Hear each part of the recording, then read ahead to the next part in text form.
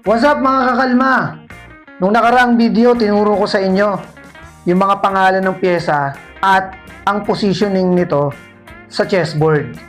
Ayan. Oo nga pala mga kakalma, gumamit ako ng totoong chessboard tsaka mga pyesa. Nung nakaraan kasi, ang ginamit ko ay online yon sa lichess.com. Yan, kung gusto nyo maglaro online, pwede nyo i-check yan, lichess.com. Ayan. Sige, start tayo sa ating video para sa episode na to. How to move pieces. Yan mga kakalma. Start tayo sa mga pawn. Paano nga ba mag-move ang mga pawn? So kung makikita nyo, no, yung mga white pawn ay nakalagay sa second rank. Ayan o. Ito yung pangalawang rank na to. Okay, sige, paano nga ba siya mag-move? Ang mga pawn ay pwedeng lang siya mag-move forward.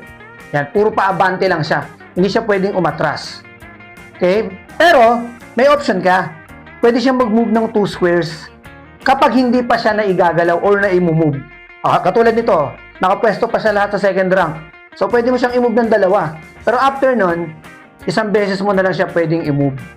Okay? So, dun papasok naman mga kakalma yung mga tactics sa paglalaro. So, oo nga pala mga kakalma, no? Napakahalaga ng mga pawn sa paglalaro ng chess. Kapag naingatan mo yung mga pawn mo all throughout ng game, no? Hindi siya na-capture, nakapag-iwan ka ng mga ilan, at nadala mo siya dun sa 8th rank, pwede ka mag-promote ng iyong pawn. Ano po ba yung promote? Pwede mo siyang ipalit ng alinman sa mga major pieces na meron ka. Halimbawa, gusto mo magpalit ng rook, ng knight, ng bishop, pwede din queen. Or gusto mo kung may queen ka pa, gusto ko pa ng isa pang queen, ng dalawang queen, or 3 queen mo, pwede yun.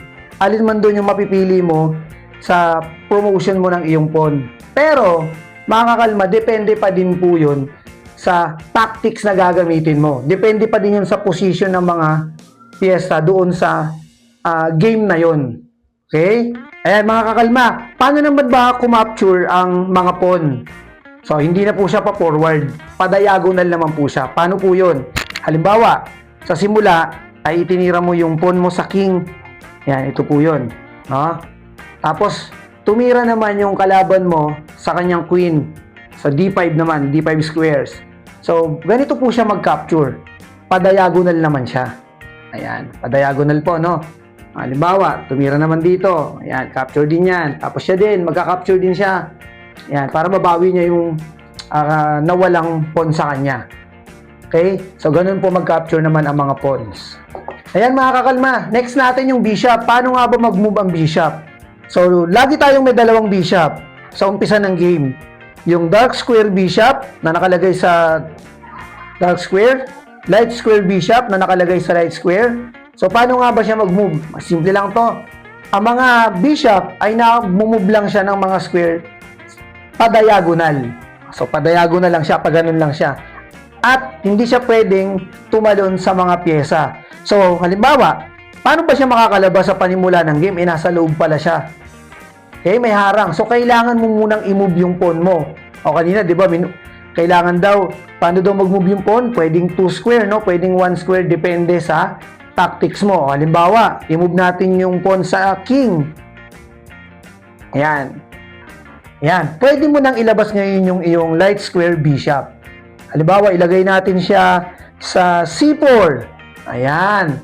So, pwede siyang mag-move kasi wala ng pyesa sa kanyang harapan. Ayan.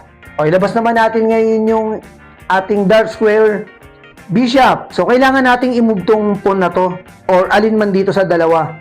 Halimbawa, try natin tong B3. O, abante natin yung B3 para makalabas yung ating dark square bishop.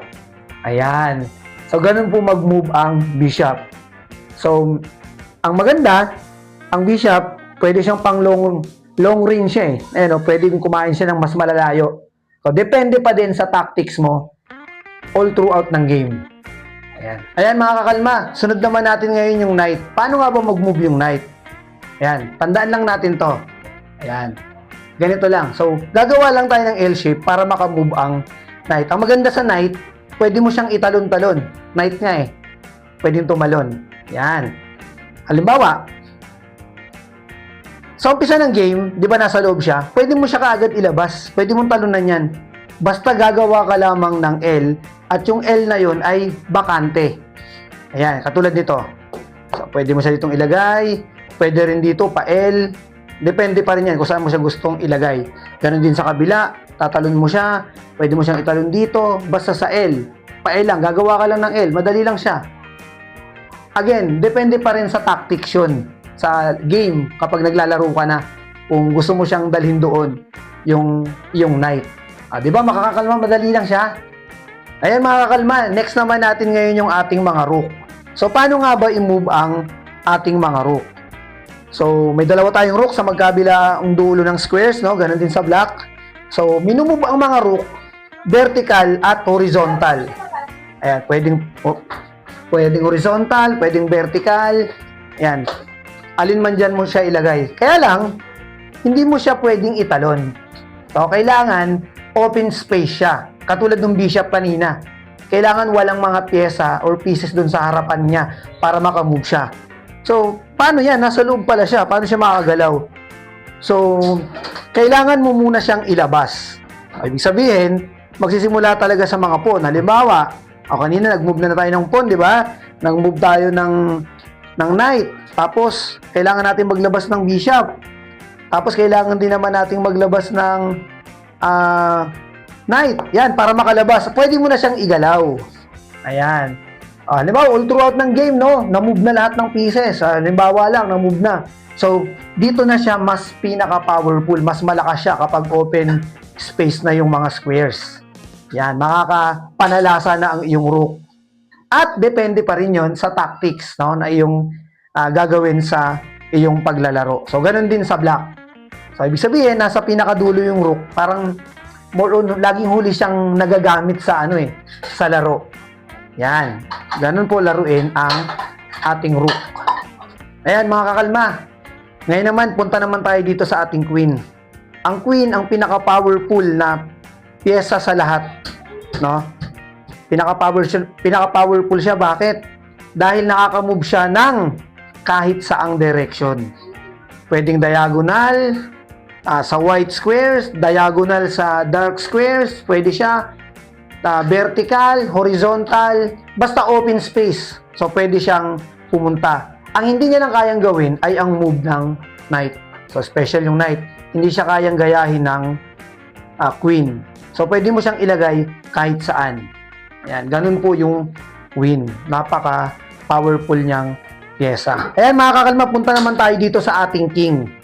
Kung saan, kung kanina, yung queen, yung pinaka-powerful na pyesa sa lahat dahil kaya niya mag-move in any direction, ang king ang pinakamahalaga sa lahat. Kasi, pag na-capture yung king mo or na-checkmate ka, talo ka na kaagad sa game.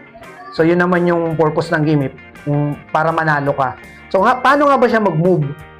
Ang king ay nag-move siya one square in any direction.